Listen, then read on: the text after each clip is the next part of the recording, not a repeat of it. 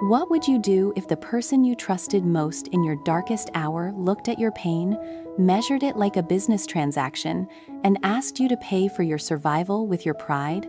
By the time the sun began to sink behind the broken roof, there was almost nothing left of the place CEO Jack and Tu Tien had once called their beginning. The fading orange light filtered through shattered glass and torn beams, falling in scattered patches across the wreckage like the last mercy offered to a ruined dream. Chairs lay overturned. Papers were soaked and trampled into the floor. Splintered wood, bent metal, and broken dishes covered the ground so completely that every step sounded like another small collapse. In the middle of that wreckage, the two of them knelt in silence, as if language itself had become too weak for what had happened. Jack held a broom in both hands, but his grip trembled so badly that he had to stop again and again just to steady himself. Dust clung to his sleeves. Tiny cuts lined his fingers where the glass had caught his skin. Tears slid down his face without drama, without resistance, as if his body no longer had the strength to hide anything. Beside him, Tu Tien bent over a fallen plank, trying to drag it aside with tired arms that had already given all they could. Her shoulders shook from exhaustion, but even more from the effort of not breaking completely. Neither of them spoke, only the rough sound of breathing, the scrape of wood against concrete, and the brittle crunch under their feet filled the room where laughter and plans had once lived. There are moments in life when loss does not arrive in pieces. It arrives all at once, with the speed of a storm and the cruelty of fire, leaving no time to prepare the heart. This was one of those moments. In a single night, what they had built with faith, patience, and ordinary sacrifice had been reduced to ruin. It was not only furniture or walls that had been destroyed, it was the shape of their hope.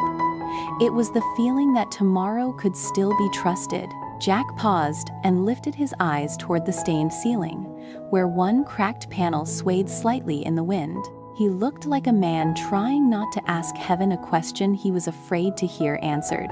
Tu Tien wiped her face with the back of her wrist, but the tears kept coming, blurring the wreckage into something almost unreal. They went on cleaning anyway. That was the heartbreaking thing. Even in devastation, people still bend down, still gather the pieces, still try to make room for breath. Every movement they made felt like trying to patch a sinking ship with bare hands. When there was nothing left to sweep into a corner and nothing left to stack against the wall, they stood in the middle of the broken space and understood the truth they had been postponing. They could not survive this alone. That was how they ended up in CEO Dung's office the next morning, carrying the last fragile thread of hope between them. The contrast was almost cruel. Outside, the city moved with its usual polished indifference. Inside, Dung's office was cool, orderly, and untouched by disaster. The desk was broad and gleaming. The leather chairs sat in perfect symmetry. A quiet scent of expensive wood polish hung in the air. It was the kind of room built to project power, and in that moment, power was exactly what Jack and Tu Tien did not have. They stood before the desk, their clothes simple, their faces sleepless, their posture worn down by the night before. Jack spoke first.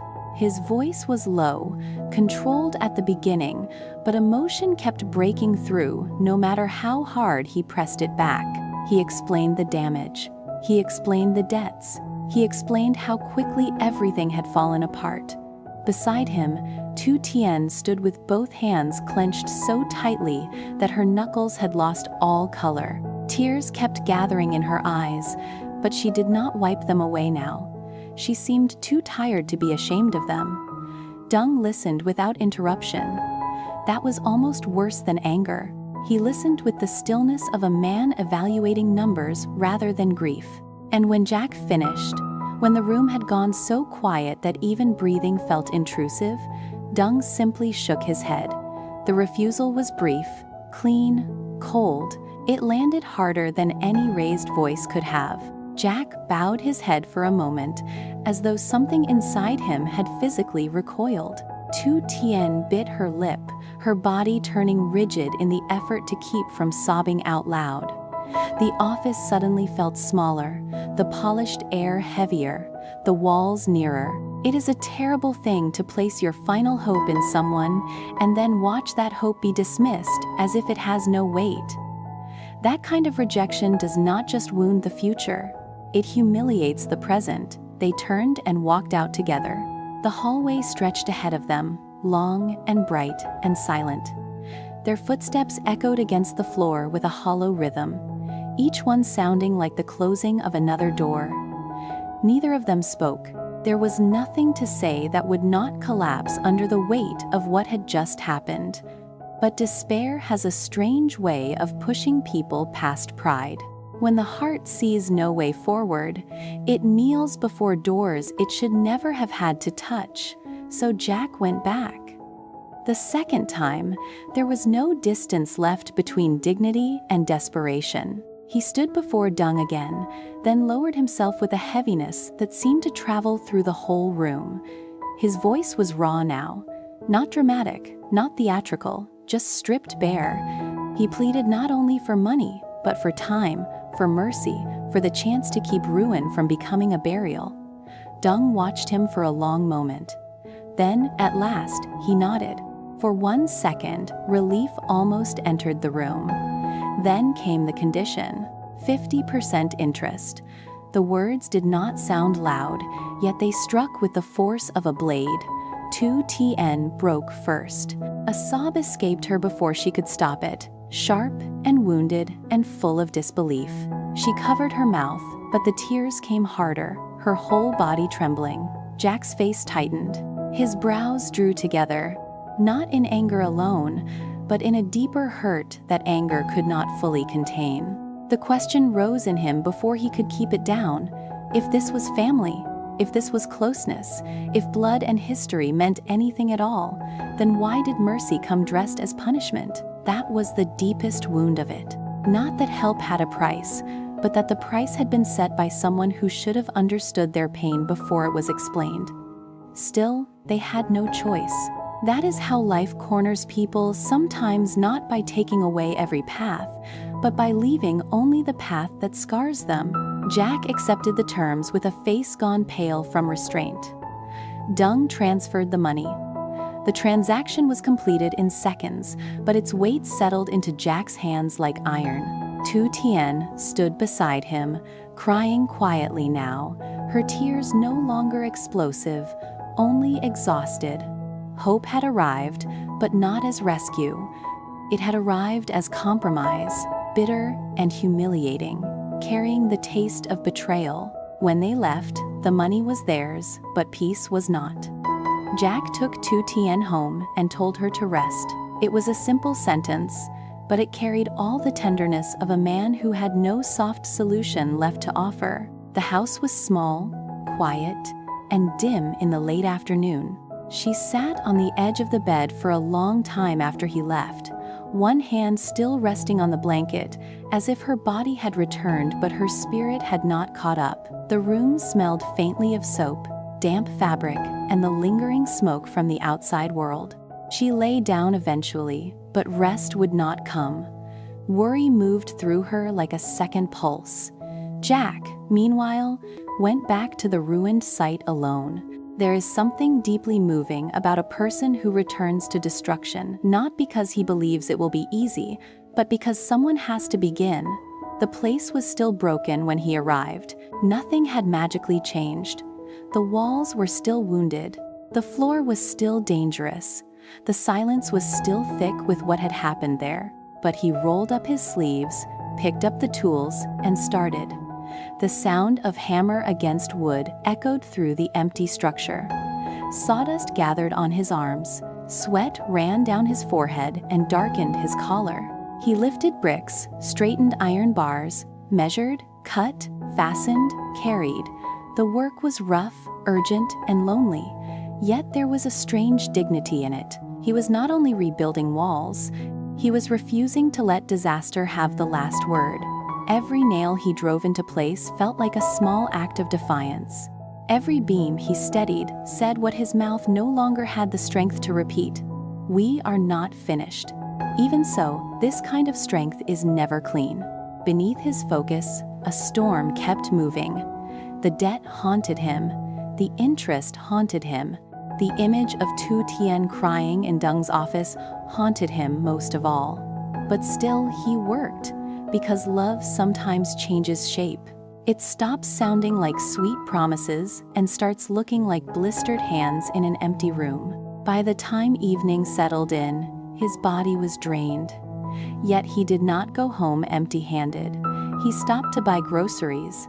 It was such a modest gesture, almost invisible beside the larger suffering of the day, and yet it revealed everything about who he was becoming under pressure. He brought home chicken, vegetables, and small things needed for a meal, not luxury, not comfort in any grand sense, just enough to place warmth back into the night. In the kitchen, the two of them moved quietly at first. The pan hissed as oil met heat. Steam rose into the room. The familiar sound of chopping and stirring softened the edges of the day. Then, little by little, something gentler returned. Not happiness exactly. It was too soon for that. But tenderness, the kind born from surviving the same storm. Tu Tien stood beside him, passing him ingredients, arranging bowls, wiping her face, now and then when memory caught at her unexpectedly. Jack spoke of old stories, not because they were funny enough to erase pain, but because memory can sometimes remind the wounded heart that life is larger than one terrible week. When they sat down at the wooden table, the meal between them seemed almost sacred in its simplicity. She placed food on his plate before serving herself. He looked at her with tired eyes that had not stopped carrying responsibility all day. For a brief moment, the room felt protected. The night outside remained uncertain. Debt remained, loss remained. But there, inside that small kitchen, warmth still existed. Two people still existed for each other. And sometimes that is where healing begins, not in solutions, but in shared bread after suffering. Later that night, Jack left again. There were debts that still had to be settled, calculations that could no longer be postponed. He went to the bank and drew from his savings, gathering what he could to prepare repayment to Dung. Under the cold neon lights, the financial papers looked almost unreal in their neatness. Numbers can be ruthless that way. They reduce anguish to columns. They turn sleepless nights into measurable obligation. Jack stood at the counter with the envelope in his hand, his face worn down by the days behind him and the days ahead. He signed where he was told to sign. He withdrew what he had to withdraw. Each step felt less like a transaction than a surrender of freedom. Yet he did it without complaint, because when someone has chosen to protect another person, he learns quickly that sacrifice rarely asks permission before it arrives. By the next afternoon, perhaps sensing how close they both had come to emotional collapse, Jack did something unexpected. He took Tu Tien to a nearby park and taught her how to ride a bicycle. It sounds small beside broken buildings and cruel loans, but that is exactly why it mattered. After so much heaviness, he gave her movement. After days of being cornered by fear, he led her into open air. The path through the park was narrow and sunlit. Trees moved softly in the wind. Children's distant laughter drifted in and out like something from a gentler world. Tu Tien placed her hands uncertainly on the handlebars, her face half nervous, half shy. Jack walked beside her at first, one hand steadying the back of the seat, the other near her shoulder in case she tipped too far. She wobbled. He corrected. She nearly lost balance. He caught the bicycle before it fell. The first time she managed a few unsteady circles on her own, an almost disbelieving smile crossed her face. And suddenly, after all the silence, there was laughter. It was not loud. It was not careless. It was the fragile laughter of people who have cried enough to know its value. The wind moved through their hair. The sunlight touched the path ahead of them. For those brief minutes, they were not debtors, not victims of ruin, not two exhausted souls being pressed down by circumstance. They were simply a man and a woman moving forward, however slowly, with trust between them. That scene says more about love than grand confessions ever could. Because in the end, what Jack offered Tu Tien was not a perfect life. He could not offer that. The world around them had already proven how unstable life can be. What he offered instead was steadiness in humiliation, labor in destruction, food in weariness, responsibility in fear, and gentleness when both of them had every reason to turn bitter. He did not rescue her with easy power. He loved her through burden. And Tu Tien, for her part, did not love him in ignorance of his flaws or pain. She saw his trembling hands, his bowed head, the exhaustion he carried like a second skin.